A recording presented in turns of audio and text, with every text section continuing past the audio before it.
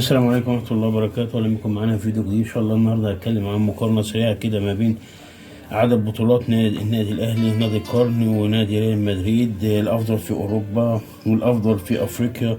بمناسبة الاتنين هيتقابلوا إن شاء الله في نصف نهائي كأس العالم للأندية المقامة في المغرب يوم إن شاء الله يوم الأربعاء 8/2 الساعة، يعني إن شاء الله الساعة 9 على قناة SSC السعودية. طبعا الأهلي لو اتكلمنا دوري أبطال أفريقيا حدث ولا حرج 10 نمرة 1 فوق. لو جينا بصينا ريال مدريد هنا في أبطال أوروبا هنلاقيه بسم الله ما شاء الله برضو 14 مرة، يعني ده المتصدر هنا وده المتصدر هنا، فالاتنين متساويين. لو جينا بصينا هنا في الدوري للأهلي بسم الله ما شاء الله يعني 42 دوري.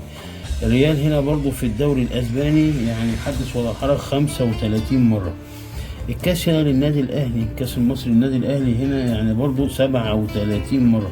لو بصينا هنا للكاس كاس الأسباني لريال مدريد هنلاقيه 19 مرة، يعني الاتنين قريبين نوعا ما. الأهلي متصدر في الكاس. لو بصينا للسوبر المصري أو السوبر الأسباني هنلاقي السوبر المصري الأهلي السوبر الاسباني السوبر المصري الاهلي واخده 12 مره، والسوبر الاسباني ريال مدريد واخده 12 مره. لو جينا بصينا كده لكاس ابطال الكؤوس قبل ما تتلغي الاهلي واخدها 4 مرات. عندك هنا اللي زيها برضو الكونفدراليه الاهلي واخدها مره، اللي هي الاتنين دول بيوازوا اللي هي الدوري الاوروبي او اليوفا قبل ما تتلغي، اسمها يوفا كده زي ابطال دوري كده، اللي هي بعد ابطال الدوري مراكز من الثالث والرابع والخامس خدها مرتين. لو جينا بصينا كده على السوبر الافريقي للنادي الاهلي هنلاقي الاهلي واخد السوبر الافريقي بسم الله ما شاء الله 8 مرات.